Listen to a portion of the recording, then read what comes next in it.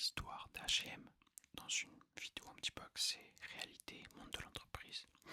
J'ai décidé de réitérer en choisissant une autre entreprise, mais qui fait quand même partie de notre quotidien. H&M, ça faisait partie du quotidien de ceux qui avaient envie de s'acheter des vêtements à moindre prix et avec pas mal de choix.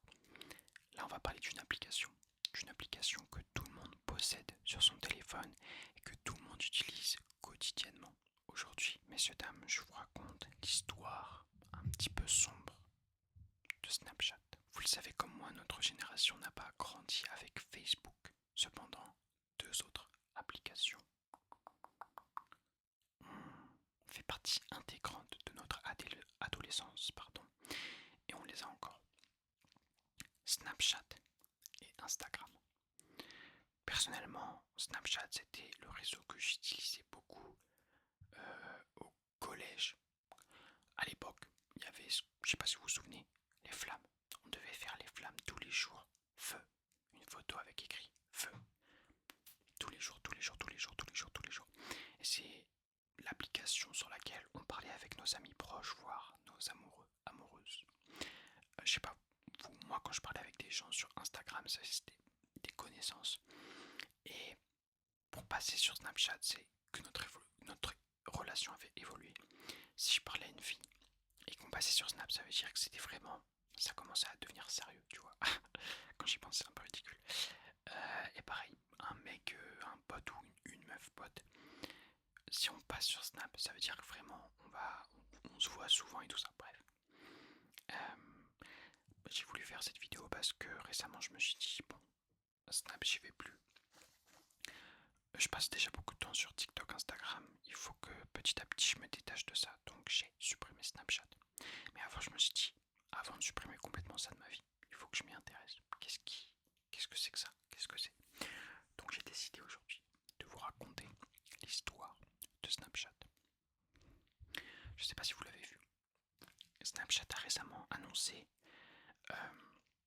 qu'il rendrait payant le stockage de données des memories si ça dépassait 5 Go. Moi, je suis allé voir, heureusement je suis à 4 Go je crois. Mais beaucoup ont énormément de gigas avec énormément de souvenirs d'énormément de choses.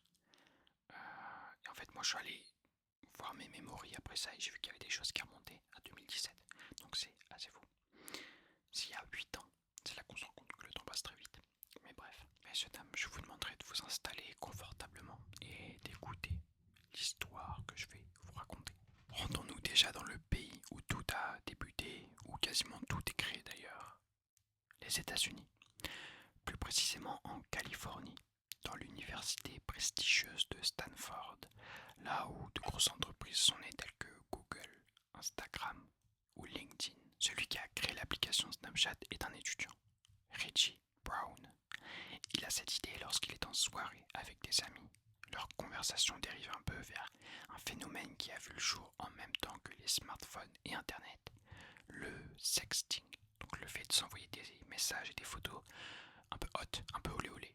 Et c'est ce que vous croyez, c'est à partir de cette idée que le projet et l'application sont nés.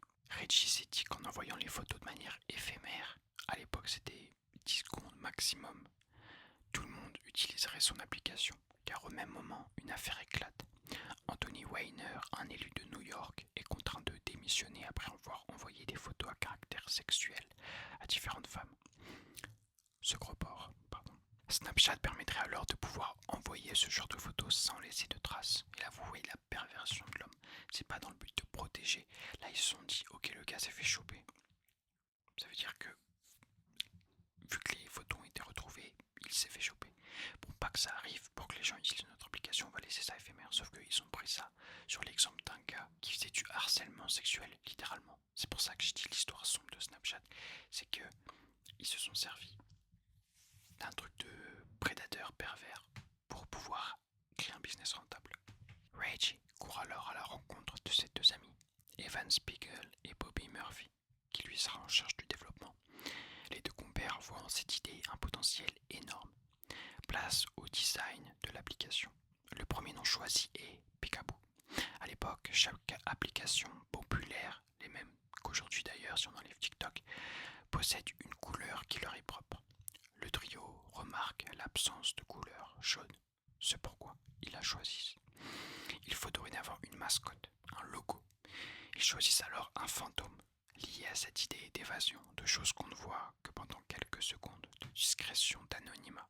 Bref, tout est réfléchi. Le projet avance, mais comme dans beaucoup d'associations, des divergences créent des tensions. Reggie, notre protagoniste au début de l'histoire, préfère faire la fête plutôt que de s'investir à fond dans le projet. Les deux autres pensent à le virer. Reggie surprend la discussion et c'est à deux doigts d'éclater. Et finalement, Bobby et Evan finissent par créer une société qui permet l'existence de deux associés seulement et évince Reggie du projet. Une fois cet obstacle éliminé, c'est vraiment ainsi qu'il le voit, il travaille sans relâche à la création de l'application. C'est finalement en septembre 2011 que Snapchat est officiellement disponible sur le store. Ça y est, après des mois, si c'est pas des années de travail, le projet est disponible. 9 mois plus tard, 1 million d'utilisateurs inscrits. En 2013 est intégrée la fonctionnalité Ma Story, permettant un partage à tous ses amis. Avec tant de succès, tout le monde accourt pour acheter l'entreprise. Google, Facebook, Tencent, tous proposent un prix à quelques milliards de dollars pour l'application. Zuckerberg sera furieux de ne pas posséder Snapchat et tentera par tous les moyens de lancer des projets pour éliminer le fantôme. Pour y poster, Bobby et Evan comprennent que l'innovation doit être au centre de leur stratégie. Ils ajoutent sans cesse de nouvelles fonctionnalités. Celle qui marquera le plus les gens, c'est les filtres. On a tous connu à cette époque le filtre chien utilisé à tout bout de champ. Et la technique de Zuckerberg pour ça, c'est de tout copier. D'abord sur Facebook, puis sur Instagram lorsqu'il rachète l'application en 2012. Stratégie qu'il utilise encore lorsqu'il lance par exemple les Reels pour copier les formats courts de TikTok. En fin 2013 et début 2014, Snapchat sera piraté, ébranlant la confiance des utilisateurs. Au même moment, Reggie respawn et porte plainte contre l'entreprise. Cette affaire se termina à l'amiable et Reggie empochera 157,5 millions de dollars. Le gars il a fait la party pendant que les deux ils se tuaient à la tâche. Une fois que ça marchait, hop là, il fait un comeback et 150 millions dans la pocket.